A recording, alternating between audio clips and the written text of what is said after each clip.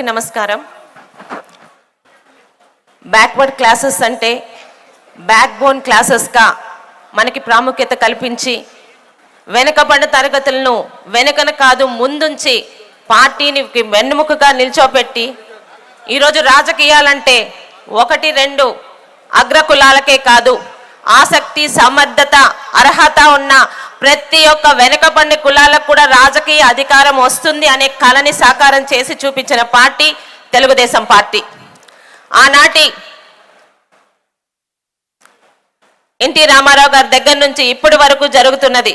ప్రతి వెనుకబడిన కులాల నుంచి ఆనిముత్యాల లాంటి యువకుల్ని తీసుకొని వచ్చి ఈరోజు విడిపోయినా కూడా 2 తెలుగు రాష్ట్రాల్లోని బీసీ నాయకులుగా అగ్ర నాయకులుగా వెలుగొందుతున్న అనేక మందిని తీసుకొచ్చిన పార్టీ తెలుగుదేశం పార్టీ.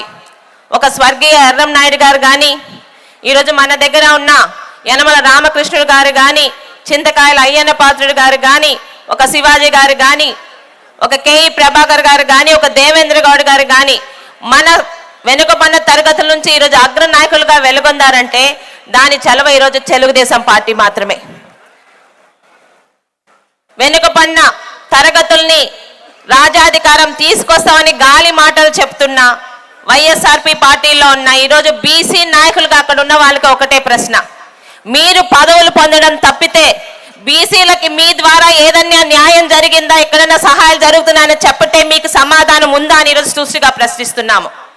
ఈరోజు బీసీలని పునాదిగా చేసుకొని మీరు పదవులు పొందడం కాదు, ఏ తెలుగుదేశం పార్టీలోనే బీసీలకి పునాదిగా మారి ఈరోజు రాజ్యాధికారం ఇచ్చిన తెలుగుదేశం పార్టీకి మాత్రమే బీసీల పార్టీ అని చెప్పుకునే ఒక అర్హత ఉంది. ఏం జరుగుతున్నాయండి ఈరోజు? బీసీలకు ఎక్కడైనా ఇంతమందికి నాయకత్వం అప్పించారు. ఇక్కడున్న ప్రతి ఒక్కరికి అడుగుతున్నాను, వైఎస్ఆర్పి పార్టీలో బీసీ నాయకులుగా ఉన్న వాళ్ళు ఈరోజు మన బీసీలకి వెనుకబడిన తరగతులకి ఏమన్నా చేశారంటే సమాధానం వాళ్ళు చెప్పగలరా? కార్పొరేషన్లు పెట్టారు చాలా తెలివిగా. ఈరోజు రాష్ట్రంలోని జనంలోని దాదాపు మెజార్టీ శాతం 60-70% ఉన్న బీసీలని ఈరోజు బీసీల ఐక్యత ద్వారా బీసీలను ఇబ్బంది పెడుతున్నారు. కులాలుగా మార్చారు, 56 కార్పొరేషన్లు పెట్టారు, వారి మనుషుల్ని చైర్మన్లు కానీ ప్రెసిడెంట్లు కానీ పెట్టుకున్నారు డైరెక్టర్లుగా. కానీ ఒక్క బీసీలకు కానీ వెనుకబడిన తరగతులకు కానీ కనీసం ఈరోజు లోన్లు కానీ ఏమన్నా వచ్చాయని అడుగుతున్నాను. ఏవండి ఆ బీసీ స్టడీ సర్కిళ్ళు, ఏవి విదేశీ విద్యలు ఎక్కడ ఉన్నాయి? ఈరోజు ఆదరణ పథకం నా తండ్రి శివాజీ గారి హాయంలో మొదలైంది. తర్వాత మా జిల్లాకు చెందిన అచ్చెన్నాయుడు గారి హాయంలో కుల వృత్తుల్ని గుర్తించి కుల వృత్తులు మరుగుపడకుండా ప్రతి ఒక్కరికి ఆదరణ పథకం కింద పనిముట్లు అందించిన ఈరోజు ఆ ఆదరణ పథకం ఏమైంది అని అడుగుతున్నాను. ఇక్కడ ఇంటి ఇబ్బందులు పెడుతూ బీసీల పార్టీ అని చెప్పుకునే హక్కు ఈరోజు జగన్మోహన్ రెడ్డి గారికి ఉందా? మాకు మంత్రి పదవులు ఇచ్చారని కొంతమంది వైఎస్ఆర్పి పార్టీలోనున్న చెప్తున్నారు. ఇక్కడున్న ప్రజలకు అడుగుతున్నాను, ఈరోజు కనీసం మంత్రి పదవుల పేర్లు వాళ్ళ తాలూకు శాఖలు ఎవరైనా చెప్పగలరా? ఎవరికి వచ్చినా 3 రెడ్లు వస్తారు. ఈరోజు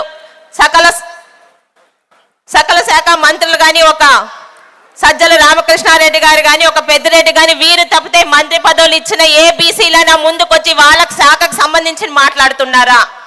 తెలుగుదేశం హయాంలో ఒక టీటీడీ చైర్మన్ పదవి కానీ, ఏపీఎస్ఆర్టీసీ కానీ, ఏపీపీఎస్సీ కానీ, పోలీస్ హౌసింగ్ కానీ బీసీలకి కాకుండా ఇంకెవరికని ఇచ్చారా అని ఈరోజు మీ అందరికి ప్రశ్నిస్తున్నాను. మరి ఈరోజు జరుగుతున్నది ఏంటి? బీసీలకి పేరుకి మాత్రమే పదవులు, అధికారం ఎవరి చేతిలో ఉన్నాయో మీకు తెలుసు.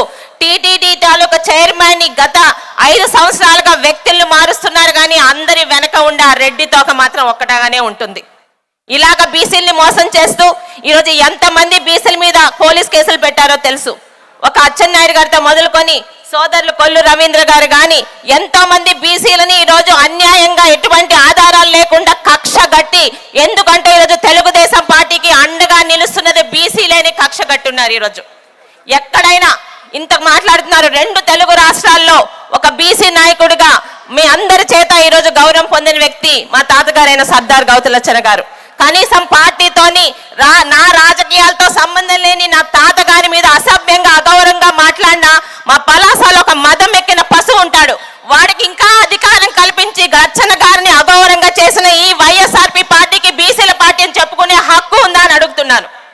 పదవులు కాదు, ఈరోజు మన పెద్దల గురించి కానీ, మన పెద్దల జోలుకు కానీ, మన పార్టీలో ఎవరికి అన్యాయం జరిగినా మన కులాల్లోని ఈరోజు కనీసం ప్రశ్నించలేని చవక పనికి మాలిన నాయకులు ఈరోజు వైఎస్ఆర్ పార్టీలో ఉన్నారు. ఒక గౌడ్ సోదరుని అమర్నాథ్ రెడ్డిని కాల్చి చంపిన, ఇంతమందిని ఇబ్బంది పెట్టిన నందన్ సుబ్బయ్యని తలనరికి చంపిన, ప్రశ్నించలేకుండా ఏదో ఒకటో రెండో వెళ్ళి నష్టపరిహారం ఇచ్చే వీళ్ళ మన నాయకులను ప్రశ్నిస్తున్నాను. 5 సంవత్సరాలు అయిపోతుంది. బీసీల పేరు జపం చెప్పడం తప్పితే ఆచరణలో అమలు కానీ ఎక్కడ కానీ బీసీలకి అధికారం కానీ బీసీలకి గౌరవం కానీ బీసీలకి పదవులు కానీ ఇచ్చిన మానాన్ని పోలేదు జగన్మోహన్ రెడ్డి. ప్రతి ఒక్కరికి తెలుసు. కానీ ఇక్కడ బాధ ఎక్కడ అనిపిస్తుందంటే అదే పార్టీలో ఉన్న బీసీ నాయకులు కనీసం ప్రశ్నించలేని చేత కానీ వాళ్ళ నిలిచిపోతున్నారు. ఈరోజు మన సోదరులు ఇబ్బంది పెడుతుంటే, మన కుల పెద్దల్ని అవమానిస్తుంటే ప్రశ్నించలేని వాళ్ళు వీళ్ళు. ఇక్కడున్న ప్రతి ఒక్కరికి, ప్రతి ఒక్క బీసీ పెద్దలకి అందరికీ ఒకటే కోరుకుంటున్నాను, మనల్ని పునాదిగా చేసుకొని అధికారంలోకి వచ్చే నాయకులు కాదు మనకు కావాల్సింది. మనకి పునాదిగా మారి మనకి అధికారంలో తీసుకొచ్చే తెలుగుదేశం పార్టీ రావాలని కోరుకుంటూ, ప్రతి ఒక్కరూ 100 మందికి ఈరోజు బీసీల కులమని వైఎస్ఆర్పీ పార్టీ చెప్పినా ఖండించడానికి మనకి లక్షల ఉదాహరణలు ఉన్నాయి.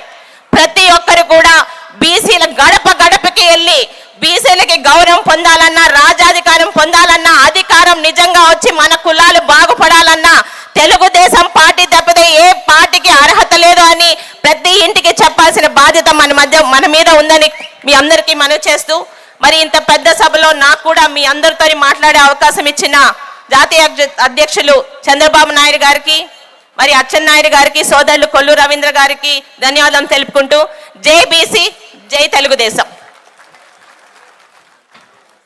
శిరీష్ గారికి ధన్యవాదాలు. ఇదే సబ్జెక్టు పైన మరి నూతనంగా పార్టీలో చేరి తెలుగుదేశం పార్టీకి ఒక నూతన ఉత్తేజం ఇవ్వాలనే ఉద్దేశంతో ముందుకు వచ్చినటువంటి పెద్దలు సిఆర్ రాజన్ గారిని మాట్లాడవలసిందిగా కోరుతా ఉన్నాను.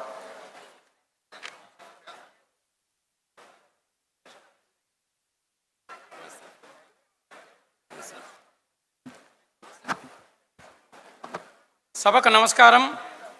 ఈరోజు ఈ కార్యక్రమానికి అధ్యక్ష